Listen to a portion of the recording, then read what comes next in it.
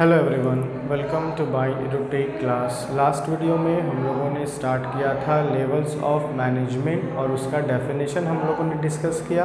And after that हम लोगों ने बातें की टॉप लेवल ऑफ मैनेजमेंट का डेफिनेशन और main functions. Every organisation consist of number of persons. हर एक ऑर्गेनाइजेशन में बहुत सारे लोगों की आवश्यकता होती है बिजनेस को या ऑर्गेनाइजेशन को रन करवाने के लिए। तो जितने भी हम पर्सन्स को अपॉइंट करते हैं या वर्कर्स को हायर करते हैं, क्या हम सारे ही वर्कर को सेम रिस्पॉन्सिबिलिटी देते हैं या सेम पोजीशन पर उनको रखते हैं? नहीं। जिस प्रकार ऑर्गेनाइजेशन में डिफरेंट लेवल्स होते हैं, उसी प्रकार हम डिफरेंट लेवल पर एम्प्लॉयज़ को हायर करते हैं, वर्कर को हायर करते हैं। ओके, उसके बाद उन्हें हम डिफरेंट रिस्पॉन्सिबिलिटी भी देते हैं ताकि जो हमारा ऑर्गेनाइजेशन है उसमें ओवरऑल डेवलपमेंट हो पाए। तो ओवरऑल डेवलपमेंट के लिए ये बहुत इम्पॉर्टेंट है कि ऑर्गेनाइजेशन में जितने भी एम्प्लॉय काम कर रहे हैं उनको अलग अलग रिस्पॉन्सिबिलिटी एंड ऑथोरिटी दिया जाए। अगर हम चाहते हैं कि हमारा ऑर्गेनाइजेशन हर एक डिपार्टमेंट वाइज अपना काम परफेक्टली करे ताकि जो एक ऑब्जेक्टिव है ऑर्गेनाइजेशन का वो ऑब्जेक्टिव पूरा हो जाए, क्योंकि किसी भी ऑर्गेनाइजेशन को जब बनाया जाता है तो एक ऑब्जेक्टिव के तहत बनाया जाता है। और डिफरेंट डिपार्टमेंट्स क्रिएट करने का भी मतलब यही होता है कि हम डिफरेंट लेवल पर काम करके एक ऑर्गेनाइजेशन के गोल को परफेक्टली अचीव कर पाएँ। उसके बाद हम लोगों ने डिस्कस किया टॉप लेवल ऑफ मैनेजमेंट, जिसमें हम लोगों ने देखा कि टॉप लेवल मैनेजमेंट में कंसिस्ट होते हैं या it consist board of directors. इसमें बोर्ड ऑफ डायरेक्टर्स होते हैं, CEO होते हैं, MD होते हैं, ओके, अदर टॉप एग्जीक्यूटिव्स होते हैं जो बिज़नेस को परफेक्टली रन करवाने में बहुत इम्पॉर्टेंट रोल प्ले करते हैं। अगर एक ऑर्गेनाइजेशन को ऑब्जेक्टिव के तहत बनाया गया है तो उसके अकॉर्डिंग हमारे पास प्लान होना चाहिए, तभी तो हम अपने ऑर्गेनाइजेशन को अच्छे से रन करवा पाएंगे। तो टॉप लेवल ऑफ मैनेजमेंट का बहुत इम्पॉर्टेंट रोल ये होता है कि वो अपने ऑर्गेनाइजेशन के लिए प्लान्स बनाते हैं ताकि हम जो हर काम करेंगे वो अच्छे से कर पाए और मिस्टेक्स ना हो। तो अगर बार बार मिस्टेक होगा तो ऑर्गेनाइजेशन का ऑब्जेक्टिव हम अच्छे से अचीव नहीं कर पाएंगे। ओके, तो टॉप लेवल ऑफ मैनेजमेंट और क्या करते हैं, जितने भी एम्प्लॉयज़ काम कर रहे हैं ऑर्गेनाइजेशन के अंदर उनके पोटेंशियल एनर्जी को एक जगह कलेक्ट करते हैं और एक ऑर्गेनाइजेशन के ऑब्जेक्टिव को पूरा करने में लग जाते हैं, है ना। To integrate diverse element and coordinate the activities of different department according to overall objective of the organization, to analyze the business environment and its implication for survival of the firm। Top level of management क्या करते हैं, business environment को analyse करते हैं। Okay, अगर हम business environment को बिना एनालाइज किए बिना जाने अगर कोई प्लानिंग कर लेते हैं तो वो हमारे ऑर्गेनाइजेशन के लिए अच्छा साबित नहीं होगा, क्योंकि अगर हमें पता ही नहीं है कि मार्केट में क्या हो रहा है, हमारे सराउंडिंग में क्या चल रहा है, और बिना जाने अगर हम प्लानिंग कर लेंगे तो हम ज़्यादा लंबे समय तक सर्वाइव नहीं कर पाएंगे। तो बिज़नेस को लंबे समय तक सर्वाइव करवाने के लिए इन्वायरमेंट यानी बिज़नेस इन्वायरमेंट को एनालाइज करना पड़ेगा, जानना पड़ेगा। To formulate overall organizational goal and strategies for their achievement. Achieve करने के लिए स्ट्रैटेजी तैयार करेंगे और ओवरऑल हमारा इम्प्रूवमेंट भी हो पाए और हम गोल को अचीव भी कर पाए। ये बहुत इम्पॉर्टेंट होता है ऑर्गेनाइजेशन के पॉइंट ऑफ व्यू से। To arrange resources of men machines, material, money for the organization. Top level of management क्या करता है, रिसोर्सेज को अरेंज करता है। अगर हमने ऑर्गेनाइजेशन स्टार्ट किया है और उस ऑर्गेनाइजेशन में हम बिना रिसोर्सेज के हैं तो क्या हम कभी भी ऑब्जेक्टिव को रीच कर पाएंगे? नहीं। तो ऑर्गेनाइजेशन को रन करवाने के लिए हमें रिसोर्सेज की आवश्यकता होती है, जिन्हें हम मनी, मशीन, मैन और मटेरियल के थ्रू ही पूरा कर सकते हैं। नेक्स्ट हम बात करेंगे आज middle level of management. Middle level of management के डेफिनेशन और उसके मेन फंक्शन को। Middle level act as a link between top and lower level. Middle level जो है वो एक चेन है, एक कड़ी है या एक लिंक है जो दो लोगों को कनेक्ट करता है या दो लेवल को कनेक्ट करता है, टॉप लेवल और लोअर लेवल। क्योंकि ये जो डायग्राम है ये क्या शो करता है, यहाँ पर टॉप लेवल है, ये अपना काम कर रहे हैं, यहाँ पर लोअर लेवल है जो ये अपना काम कर रहे हैं। तो बीच में मिडिल लेवल क्या करता है, टॉप लेवल के द्वारा जो पॉलिसीज़ बनाई जाती है उसको इम्प्लीमेंट कहाँ करना होता है, लोअर लेवल ऑफ मैनेजमेंट में।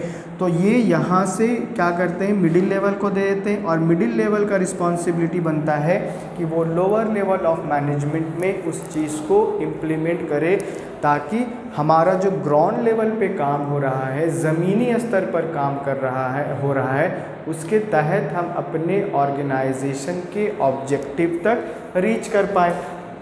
तो मिडिल लेवल क्या है, एक एक्ट एज अ लिंक है जो टॉप लेवल और मिडिल लेवल को कनेक्ट करता है। Okay, this level is subordinates to top management and superiors to operational levels. They are usually known as, और हम उन्हें क्या बोलते हैं, डिविजनल हेड्स बोला जा सकता है, operational managers and plant superintendent. Okay, middle level consist of divisional और डिपार्टमेंटल हेड्स।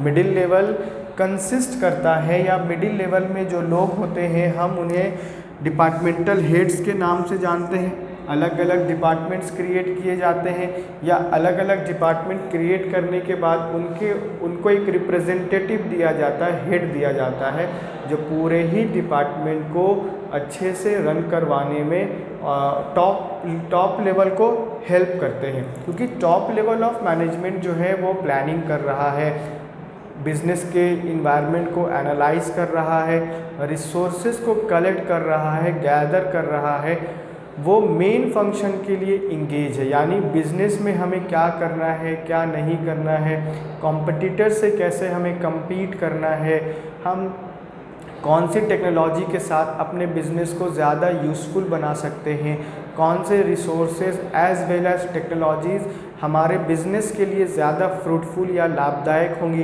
तो इन सारी चीज़ों का वो मंथन करता है, चेक करता है। बोर्ड ऑफ डायरेक्टर्स बैठ करके मीटिंग करते हैं और ये फाइंड आउट करते हैं कि हम कैसे अपने बिज़नेस को बेटर तरीके से पूरा कर सकते हैं और अपने ऑब्जेक्टिव को हम रीच कर सकते हैं।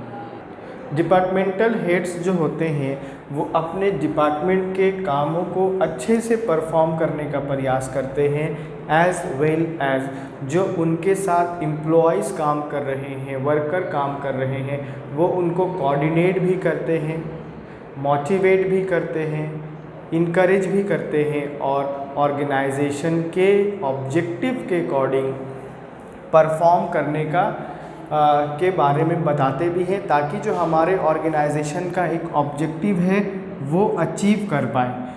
ओके, लाइक परचेज मैनेजर क्या करेगा, ऑर्गेनाइजेशन के लिए रिसोर्सेज परचेज करेगा, रॉ मटेरियल परचेज करेगा। तो यहाँ पर देखना है कि परचेज मैनेजर का रिस्पॉन्सिबिलिटी क्या है। फिर परचेज मैनेजर अपने एम्प्लॉयज़ के साथ मिल करके या सबऑर्डिनेट के साथ मिल करके एक डिसीज़न लेगा कि हमें कितनी चीज़ों की आवश्यकता है, किन किन चीज़ों के थ्रू हम अपने ऑर्गेनाइजेशन के ऑब्जेक्टिव को पूरा कर सकते हैं, हमें मार्केट में कौन सा बेस्ट क्वालिटी का रॉ मटेरियल अवेलेबल होगा। अगर हम बेस्ट क्वालिटी का रॉ मटेरियल परचेस करेंगे तभी हम अपने फाइनल प्रोडक्ट को एक अच्छा क्वालिटी के तहत बना पाएंगे। यानी जो हम प्रोडक्ट बना रहे हैं तो बनाने के बाद हम उसको बेस्ट क्वालिटी में ला पाएंगे मार्केट में, क्योंकि मार्केट में बहुत ज़्यादा कंपटीशन है, कॉम्पिटिटर्स बहुत ज़्यादा हैं। अगर हम किसी से compete कर सकते हैं तो क्वालिटी के बेसिस पर compete कर सकते हैं, क्योंकि आज जो कस्टमर है वो ये देखता है कि अगर हम पैसा खर्च कर रहे हैं तो हमें बेस्ट क्वालिटी का प्रोडक्ट कहाँ से अवेलेबल होगा। तो हर ऑर्गेनाइजेशन को ये सोचना चाहिए कि अगर वो एक अच्छा रॉ मटेरियल मिलाएगा या परचेस करेगा तभी वो एक अच्छा प्रोडक्ट बना पाएगा और मार्केट में उसे वो सप्लाई कर पाएगा।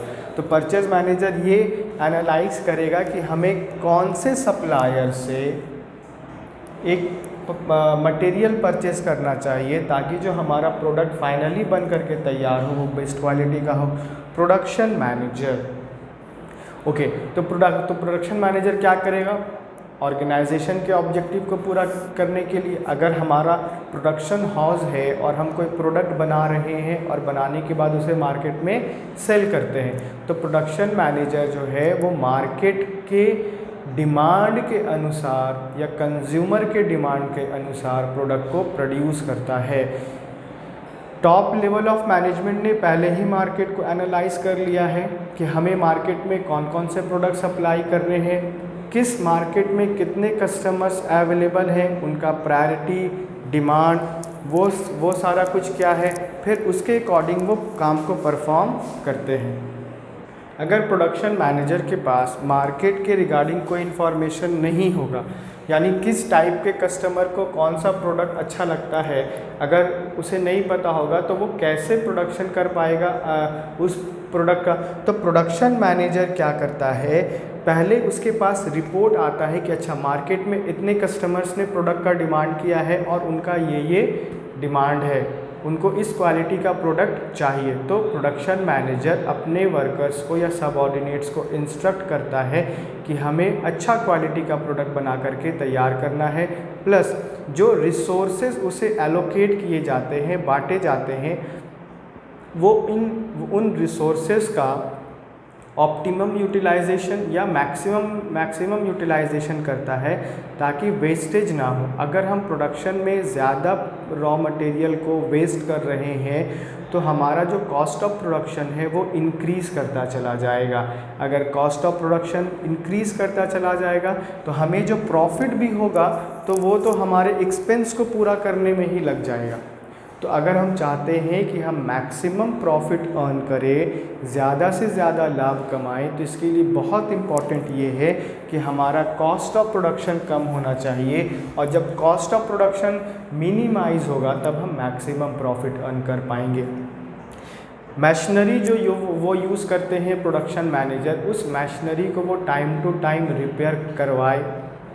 ओके, अगर हाई क्वालिटी का मशीनरी चाहिए तो वो डिपार्टमेंट को बोले, एज वेल एज ऑर्गेनाइजेशन को इन्फॉर्म करे या टॉप लेवल ऑफ मैनेजमेंट को इन्फॉर्म करे कि अगर हमें मार्केट में compete करना है, बेस्ट क्वालिटी का प्रोडक्ट बना करके देना है, रिसोर्सेज का वेस्टेज कम करना है, तो हमें वैसी टेक्नोलॉजी चाहिए जो आज के समय पर हाई टेक्निक हो या हाई टेक्नोलॉजी में इंक्लूड होती हो, जिसके तहत हम प्रोडक्शन करेंगे तो हमारा रॉ मटेरियल भी कम उसका वेस्टेज होगा और बेस्ट क्वालिटी का प्रोडक्ट हमें मिलेगा। तो प्रोडक्शन मैनेजर मार्केट के डिमांड के अनुसार प्रोडक्शन करता है, और अगर मार्केट में कोई चेंजेस आता है तो सडनली वो टॉप लेवल के द्वारा जो इंस्ट्रक्शन प्रोवाइड करवाया जाता है कि आपने अपने प्रोडक्ट में ये चेंजेस करने हैं, तो वो तुरंत उस चेंजेस को करता है। अगर वो नहीं करेगा तो जब वो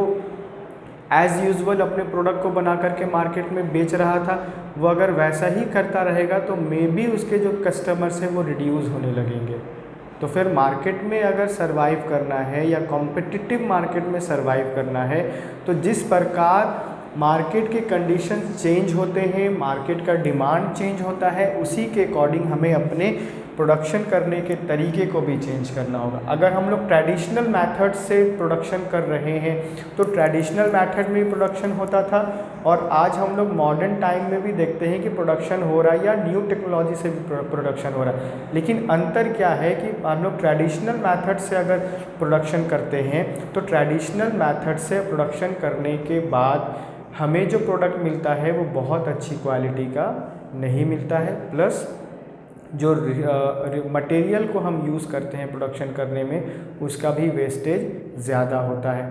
तो डबल लॉस होगा उसमें कि हमें एक अच्छा क्वालिटी का प्रोडक्ट भी नहीं मिलेगा और मटेरियल भी लॉस होगा। अगर हम लोग न्यू टेक्नोलॉजी के बारे में बात करते हैं तो न्यू टेक्नोलॉजी में जो प्रोडक्ट बन कर के तैयार होता है वो फाइन क्वालिटी का होता है, बेटर क्वालिटी का होता है, और जो रिसोर्सेज हम इसमें यूज़ करते हैं उसका भी वेस्टेज कम से कम होता है। तो हम मशीनरी खरीदने में भले ज़्यादा पैसा खर्च कर रहे हैं, लेकिन जो हमारा प्रोडक्ट बन कर के आ रहा है वो बेटर क्वालिटी का है, बेस्ट क्वालिटी का है, जो हमारे बिजनेस पॉइंट ऑफ व्यू से बहुत अच्छा होगा। तो प्रोडक्शन मैनेजर अपने डिपार्टमेंट के ऑब्जेक्टिव को पूरा करता है कि मान लेते कि उसको बोला गया कि आपको पर डे 500 मार्कर को प्रोड्यूस करना है, तो 500 मार्कर को उसे पर डे प्रोड्यूस करना है। तो 500 का जो टारगेट है वो किसका है? प्रोडक्शन मैनेजर का टारगेट है। लेकिन अगर आप ओवरऑल देखोगे कि यहाँ पर अगर प्रोडक्शन हो रहा है तो उस ऑर्गेनाइजेशन को प्रोडक्शन के लिए बनाया गया है। तो अगर यहाँ 500 मार्कर का पर डे प्रोडक्शन होगा तो वो मार्केट में जा कर के सेल आउट होगा और वो ऑर्गेनाइजेशन के ऑब्जेक्टिव को रीच करने में हेल्प करेगा। यानी जिस ऑब्जेक्टिव के तहत ऑर्गेनाइजेशन को बनाया गया, जिस पर्पस के तहत ऑर्गेनाइजेशन को बनाया गया, वो उसको रीच करने में हेल्प करेगा। फाइनेंस मैनेजर क्या करता है? देखता है कि हमें कितने पैसों की आवश्यकता है ऑर्गेनाइजेशन में, हमें कौन कौन सी चीज़ों की आवश्यकता है, कौन सा टेक्नोलॉजी हमें लेना है या कितना हमें इन्वेस्ट करना है, उसके अकॉर्डिंग वो डिसीज़न लेता है। Then we have marketing manager. हमने अगर 500 मार्कर बना करके रेडी कर दिया है, अब मार्केटिंग मैनेजर क्या करेगा? मार्केट में के इंफॉर्मेशन के अकॉर्डिंग वो मार्केट में उस प्रोडक्ट को सप्लाई करेगा, कस्टमर्स को उस प्रोडक्ट को बेचेगा। तो पहले वो क्या करेगा? मार्केट के इंफॉर्मेशन को एनालाइज करने के बाद वो प्रोडक्शन मैनेजर को देगा कि देखो मार्केट में इस तरीके का प्रोडक्ट का डिमांड किया जा रहा है, या जो हम प्रोडक्ट बना रहे हैं उसमें थोड़ा सा चेंजेस करना है। वो मार्केटिंग मैनेजर जो है वो अपने वर्क एम्प्लॉय या सबऑर्डिनेट के साथ मिल करके ऑर्गेनाइजेशन के प्रोडक्ट को सेल करने में हेल्प करता है, ताकि हम मैक्सिमम टू मैक्सिमम प्रोडक्ट जो है वो अपने कस्टमर तक सेल कर पाए और हमारा जो एक ऑब्जेक्टिव है प्रॉफिट कमाने का, हम उस ऑब्जेक्टिव को पूरा कर पाए। तो मार्केटिंग मैनेजमेंट, मार्केट के मैनेजर मार्केट के इंफॉर्मेशन को गैदर करता है, कस्टमर से इंटरेक्ट करता है।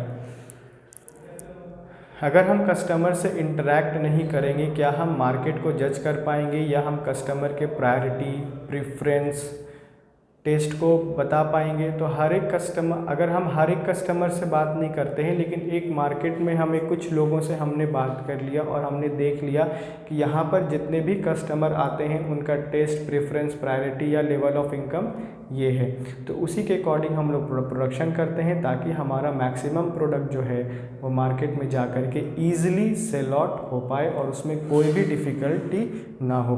And other executive officers attach to different department, other executive officers होंगे और वो डिफरेंट डिपार्टमेंट में वो अपना काम परफॉर्म करेंगे। तो ये हमारा था मिडिल लेवल, और कौन उसमें कंसिस्ट होते हैं ये हम लोगों ने देखा।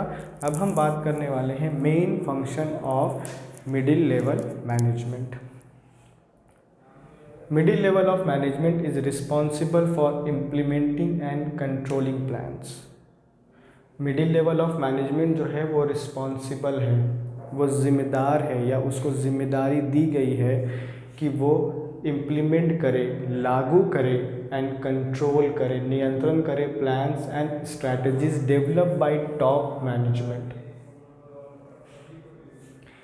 टॉप लेवल ऑफ मैनेजमेंट के द्वारा जो प्लानिंग बनाया गया है, जो स्ट्रैटेजी बनाई गई है, उसको सही तरीके से इम्प्लीमेंट करना, लागू करना, ये जो काम है ये मिडिल लेवल ऑफ मैनेजमेंट का है। टॉप लेवल ऑफ मैनेजमेंट क्या करते हैं? इंफॉर्मेशन के अकॉर्डिंग प्लानिंग करते हैं। क्या अब उनका काम है कि वो प्लानिंग को वन बाय वन करके इम्प्लीमेंट करवाए। उन्होंने प्लानिंग बनाया और प्लानिंग बनाने के बाद ये जो रिस्पॉन्सिबिलिटी है ये मिडिल लेवल ऑफ मैनेजमेंट को हैंड ओवर कर दिया और उन्हें बता दिया कि हमने ऑर्गेनाइजेशन को किस पर्पस से बनाया है, हमने ऑर्गेनाइजेशन के ऑब्जेक्टिव को डिफ़ाइन किया है। उसके बाद जो ऑब्जेक्टिव हमारा है उसके अकॉर्डिंग हम लोगों ने प्लानिंग बनाई है। अब मिडिल लेवल ऑफ मैनेजमेंट का ये रिस्पॉन्सिबिलिटी है कि वो इम्प्लीमेंट करे प्लान को, केवल इम्प्लीमेंट ही नहीं करे, उसे वो कंट्रोल भी करे, फाइंड आउट करे कि जो हम लोगों ने प्लानिंग किया है क्या उस प्रकार हम काम कर रहे हैं या नहीं। तो कंट्रोलिंग हम कब कर पाएंगे, जब हम एक्चुअल परफॉर्मेंस को कंपेयर करेंगे अपने प्लान परफॉर्मेंस से। इसने बोला ना कि प्लान एंड स्ट्रैटेजीज, जो हमने प्लान बनाया है या टॉप लेवल ऑफ मैनेजमेंट ने जो प्लान बनाया है और उसको हम कंपेयर करेंगे एक्चुअल परफॉर्मेंस से, तभी हम कंट्रोल कर पाएंगे या कंट्रोलिंग कर पाएंगे। तो कंट्रोलिंग को तब इम्प्लीमेंट करेंगे जब हम कंपैरिजन करेंगे और कंपैरिजन करने के बाद जो डिफरेंसेस हमें मिलेगा उसको हम सुधारने का प्रयास करेंगे। अगर केवल हम प्लान को इम्प्लीमेंट कर दें और चेक नहीं करें या कंपैरिजन नहीं करें एक्चुअल और प्लान परफॉर्मेंस, तो क्या हमें डिफरेंसेस मिलेगा या हमसे जो मिस्टेक हो गया क्या हम मिस्टेक को करेक्ट कर पाएंगे, रेक्टिफाई कर पाएंगे, फाइंड आउट कर पाएंगे? नहीं।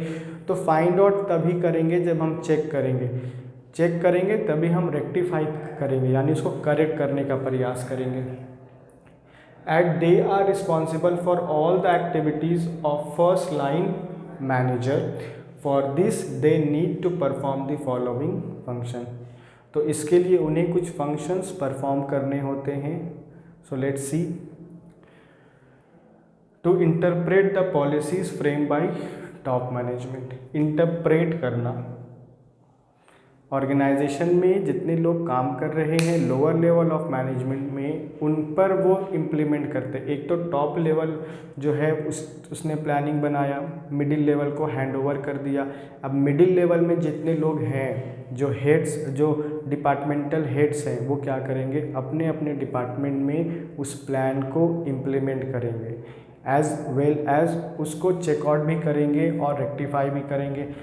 जो पॉलिसीज़ बनाया जाता है टॉप लेवल ऑफ मैनेजमेंट के द्वारा, उन पॉलिसीज़ को वो अपने वर्कर्स को या सबऑर्डिनेट्स को बताएंगे ताकि उनके सबऑर्डिनेट जो हैं वो ऑर्गेनाइजेशन के पॉलिसीज़ के अकॉर्डिंग काम करें। ये नहीं कि पॉलिसी के अगेंस्ट जाकर के काम कर रहे हैं। अगर वो पॉलिसी के अगेंस्ट जाकर के काम करेंगे तो हम ऑर्गेनाइजेशन के ऑब्जेक्टिव को रीच कैसे कर पाएंगे। तो ऑर्गेनाइजेशन के ऑब्जेक्टिव को रीच करने के लिए हमें क्या करना होगा, पॉलिसीज़ को पहले अपने एम्प्लॉय को बताना पड़ेगा, क्योंकि हर जो सबऑर्डिनेट जो लोअर लेवल पर काम कर रहा है वो ज़रूरी नहीं कि बहुत ज़्यादा एजुकेटेड हो, पढ़ा लिखा हो, या पढ़ा लिखा हो भी तो वो पॉलिसी को क्लियरली समझ रहा है। तो ये डिपार्टमेंटल हेड का काम है या मिडिल लेवल ऑफ मैनेजमेंट का रिस्पॉन्सिबिलिटी है कि वो पॉलिसीज़ को हर एक एम्प्लॉय को क्लियरली समझाए कि हमारा ऑर्गेनाइजेशन का ऑब्जेक्टिव क्या है, किस पर्पस के लिए बनाया गया है, इसमें अगर आपने ये काम किया तो ये आपको रिवॉर्ड मिलेगा, अगर आपने ये गलत काम किया तो आपको इसके अगेंस्ट पनिशमेंट भी मिलेगा और मे बी आपको जॉब से टर्मिनेट कर दिया जाए। तो पॉलिसीज़ को क्लियरली डिफ़ाइन करना होगा ताकि हर एक एम्प्लॉय का माइंड सेट हो जाए कि हमें केवल ऑर्गेनाइजेशन के ऑब्जेक्टिव को पूरा करना है, डिफरेंसेस नहीं फैलाने हैं, कन्फ्लिक्ट्स, डिस्प्यूट्स, मिसअंडरस्टैंडिंग को ज़्यादा बढ़ावा नहीं देना है। अगर कहीं पर मिसअंडरस्टैंडिंग हो रहा है तो उसको जल्द से जल्द सॉल्व करने का प्रयास करें ताकि हमारे ऑर्गेनाइजेशन का जो वातावरण है वो वर्किंग इन्वायरमेंट में हो, अच्छे कंडीशन में हो, ताकि हमारे वर्कर्स का मेंटल और फिज़िकल दोनों हेल्थ अच्छा रहे। Next, to ensure that their department has the necessary person, okay. और ये भी इंश्योर करना कि जितना रिक्वायरमेंट है स्टाफ्स का, उनके स्टाफ्स उनके पास अवेलेबल होने चाहिए। ऐसा नहीं है कि अगर हम प्रोडक्शन कर रहे हैं और प्रोडक्शन करने में हमें मिनिमम 20 लोगों की आवश्यकता है, 20 लोगों की आवश्यकता है और हमारे पास केवल 8 ही लोग अवेलेबल हैं, बाकी लोग हैं नहीं और प्रोडक्शन करने में भी डिले हो रहा है। तो मिडिल लेवल क्या करेगा, मेक श्योर करेगा कि डिपार्टमेंट में जितना भी नेसेसरी चीज़ है, चाहे वो रिसोर्सेज, कोई सा भी रिसोर्स है, चाहे वो ह्यूमन रिसोर्सेज हो, रॉ मटेरियल हो, या जिन और चीज़ों के साथ हम मिल करके प्रोडक्शन करते हैं, या कोई भी काम किसी भी डिपार्टमेंट में होता है, तो वो नेसेसरी चीज़ें जो हैं वो अवेलेबल होनी चाहिए। अगर नेसेसरी चीज़ें हम अपने डिपार्टमेंट में अवेलेबल नहीं करेंगे तो क्या हम अपने प्रोडक्शन को आगे बढ़ा पाएंगे, या फिर हम जो परचेस करने के लिए जिन जिन लोगों की आवश्यकता है, जो मार्केट में जा कर के मार्केट का सर्वे करेंगे, तो अगर हमें उन लोगों की आवश्यकता है तो हमें उन्हें अपॉइंट करना चाहिए। ये डिपार्टमेंट हेड का काम है, वो देखे, चेक करे। Next, to assign necessary duties and responsibilities to them. ये डिपार्टमेंटल हेड का काम है कि वो अपने सब ऑर्डिनेट्स को ड्यूटी भी समझाए और उसके अकॉर्डिंग उन्हें रिस्पॉन्सिबल भी बनाए, यानी रिस्पॉन्सिबिलिटीज़ भी हैंड ओवर करे। अगर हमने एम्प्लॉय को हायर किया है तो एक पर्पस के तहत हायर किया है। हमारा एक ऑब्जेक्टिव है, ऑर्गेनाइजेशन का एक ऑब्जेक्टिव है, तो ऑर्गेनाइजेशन के ऑब्जेक्टिव के अकॉर्डिंग हमने क्या करना है, काम करना है। तो जो भी लोग हमने अपॉइंट किए हैं, जो भी वर्कर्स या सबऑर्डिनेट्स हमने अपॉइंट किया, उनको हम उनकी ड्यूटीज़ को समझाएंगे। जो मिडिल लेवल है वो क्या करेगा, ड्यूटी बताएगा उन्हें। जब तक आप ड्यूटी असाइन नहीं करोगे, डिस्ट्रीब्यूट नहीं करोगे, एलोकेट नहीं करोगे, क्या कोई भी एम्प्लॉय अपना काम कर पाएगा। मान लो कि हमारे ऑर्गेनाइजेशन में प्रोडक्शन डिपार्टमेंट में मान लेते कि 50 लोग काम कर रहे हैं, तो 50 लोगों का कौन सा पर्सन कौन सा काम करेगा, कौन सा व्यक्ति कौन सा काम करेगा, तो ये डिपार्टमेंटल हेड बताएगा उसको, ताकि ओवरलैपिंग ना हो, रिसोर्सेज का मिसयूज़ ना हो। अगर हम ड्यूटी असाइन नहीं करेंगे, रिस्पॉन्सिबिलिटी असाइन नहीं करेंगे, तो जब कोई मिस्टेक होगा तो हम मिस्टेक को रेक्टिफाई कैसे करेंगे, और किस पर्सन के द्वारा मिस्टेक हुआ है फिर उसको हम सुधारने का प्रयास करेंगे, या उसको बताएं कि आपका काम ये है। तो ये कब होगा, जब हम ड्यूटी असाइन कर देंगे, ड्यूटी हम एलोकेट कर देंगे, तब उस पर्सन को हम रिस्पॉन्सिबल या अकाउंटेबल बनाएंगे। तो वो अकाउंटेबल तब होगा जब उसके हैंड ओवर हम ड्यूटीज़ और रिस्पॉन्सिबिलिटी को करेंगे, तभी तो फिर हम उससे जवाब मांगेंगे कि बताओ तुमने ये मिस्टेक्स क्यों किया, तुम्हारा ये काम था, तुमने परफेक्टली परफॉर्म क्यों नहीं किया। तो इन सारी चीज़ों को भी हम देखेंगे। Next, to motivate them to achieve desired objective. Departmental head जो होता है वो अपने सबऑर्डिनेट्स को साथ में लेकर के चलता है, और वो मेक श्योर करता है कि हमारे एम्प्लॉइज़ जो हैं या हमारे सबऑर्डिनेट जो हैं उन्हें किसी भी चीज़ का प्रॉब्लम या दिक्कत ना हो। अगर उनके द्वारा अच्छा काम किया जा रहा है तो ये हेड का काम है कि वो उन्हें मोटिवेट और इनकरेज करे। टाइम टू टाइम अगर गाइडेंस की आवश्यकता है तो वो गाइडेंस भी प्रोवाइड करे। अगर हम बोले कि केवल जो लीडर होता है वो केवल इंस्ट्रक्शन देगा या कमांड देगा, तो क्या इस प्रकार हम अपने ऑर्गेनाइजेशन के हर एक काम को परफेक्टली कर पाएंगे? नहीं। तो अगर लीडर या हेड का काम ये है कि इंस्ट्रक्शन देना, कमांड देना, ऑर्डर देना, साथ में उसका ये भी काम बनता है कि वो उसे गाइडेंस भी प्रोवाइड करे, टाइम टू टाइम गाइड करे। अगर उसने काम अच्छा किया है तो वो मोटिवेट करे, अगर नहीं कर पा रहा है तो साथ में आकर के बताए। अगर उसने काम अच्छा किया, अगर उसको रिकॉग्नाइज़ किया जाएगा तो वो भी अच्छा फील करेगा और बेस्ट देने का प्रयास करेगा। और दूसरे एम्प्लॉइज़ जो हैं जिन्होंने बेस्ट नहीं दिया बट वो लोग अपना काम कर रहे हैं, अगर किसी एक को हम रिकॉग्नाइज़ करेंगे या रिवॉर्ड देंगे तो बाकी दूसरे एम्प्लॉइज़ भी हैं वो भी अच्छा महसूस करेंगे, और वो भी ये सोचेंगे कि अगर इसको मिल सकता है तो हमें क्यों नहीं।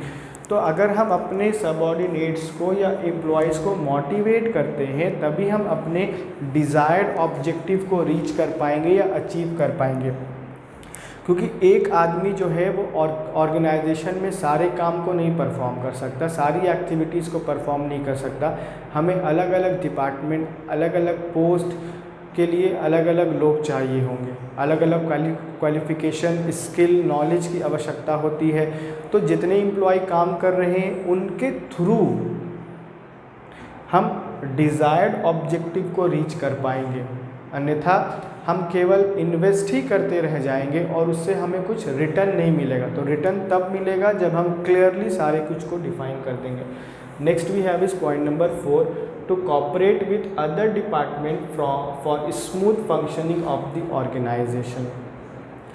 मिडिल लेवल क्या करता है, कोऑपरेट करता है अदर डिपार्टमेंट के साथ, ताकि जो हमारा ऑर्गेनाइजेशन का फंक्शन है वो अच्छे से परफॉर्म कर पाए।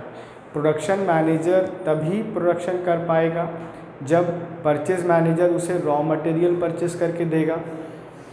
ओके, मार्केटिंग मैनेजर मार्केट में जाकर के अपने प्रोडक्ट को तभी सेल कर पाएगा या उसको एडवर्टाइज कर पाएगा जब प्रोडक्शन मैनेजर के द्वारा वो प्रोडक्ट बना दिया गया हो। तो बेचने के लिए प्रोडक्ट रेडी होना चाहिए, प्रोडक्ट बनाने के लिए रॉ मटेरियल अवेलेबल होना चाहिए। तो इन सारी चीज़ों को अगर हम देखेंगे तो एक दूसरे से रिलेटेड है। ओके, तो इंटर रिलेटेड है। अगर एक होगा तभी दूसरा होगा और दूसरा होगा तभी तीसरा एक्टिविटी परफॉर्म होगा। तो सारी चीज़ों में अगर हम चाहते हैं कि तालमेल बना रहे, कॉपरेशन हो, तो इसके लिए बहुत इम्पॉर्टेंट है कि सारे ही एम्प्लॉयज़ को अपना ड्यूटी और रिस्पॉन्सिबिलिटी क्लियर होना चाहिए, क्लियर उन्हें पता होना चाहिए और एक ऑर्गेनाइजेशन के अकॉर्डिंग उन्हें काम करना है, ना कि डिपार्टमेंट वाइज। तो वो लोग अपना काम करेंगे ही, लेकिन डिपार्टमेंट का काम पूरा करने के बाद या डिपार्टमेंट का ऑब्जेक्टिव को अगर वो पूरा करेंगे तो वो ऑर्गेनाइजेशन के मेन ऑब्जेक्टिव को पूरा कर रहे हैं। यानी अलग अलग डिपार्टमेंट अलग अलग काम कर रहा है, लेकिन एक ऑब्जेक्टिव के अकॉर्डिंग काम कर रहा है, एक एम के अकॉर्डिंग काम कर रहा है, एक उद्देश्य के अकॉर्डिंग काम कर रहा है। Okay, next we have is operational और सुपरवाइजरी और लोअर लेवल मैनेजमेंट। अगर हम लोअर लेवल ऑफ मैनेजमेंट को दो और नाम से जान सकते हैं, ऑपरेशनल और सुपरवाइजरी। ये क्या कंसिस्ट करता है? It is the lowest level in the hierarchy of management. Management में जो सबसे लोअर लेवल होता है वो हमारा होता है, या जो सबसे लोएस्ट होता है वो हमारा है low level of management. The authority and responsibility of this level is limited according to the plan drawn by the top management. इसमें जितने भी वर्कर्स काम करते हैं, जितने भी एम्प्लॉयज़ काम करते हैं, उनका अथॉरिटी और रिस्पॉन्सिबिलिटी वो लिमिटेड होता है, सीमित होता है। बहुत ज़्यादा हम इसमें किसी भी सबऑर्डिनेट्स को पावर नहीं देते हैं और रिस्पॉन्सिबिलिटी भी नहीं देते हैं। जैसा उनका क्वालिफ़िकेशन है, जिस पर्पस के लिए उनको हायर किया गया है या अपॉइंट किया गया है, केवल वो उसी काम को करेंगे और जितना उनको ड्यूटी असाइन की गई है उससे ज़्यादा वो रिस्पॉन्सिबल नहीं होंगे। Of this level is limited according to plans drawn by top management। Top management के द्वारा जो प्लान बनाया गया है केवल वो उसी को पूरा करने में है और उतने ही वो उसके लिए रिस्पॉन्सिबल भी होंगे। अब इसमें कौन कौन कंसिस्ट होते हैं? It consist of supervisors, foreman, superintendent, section officer and other member directly concern with control of operative employees. Okay, तो आज के वीडियो में हम लोगों ने डिस्कस किया मिडिल लेवल ऑफ मैनेजमेंट, उसका definition and main functions, and after that हम लोगों ने बातें की lower level of management. Next video में हम main function of lower level start करेंगे एंड आफ्टर दैट हम लोग नेक्स्ट टॉपिक डिस्कस करेंगे।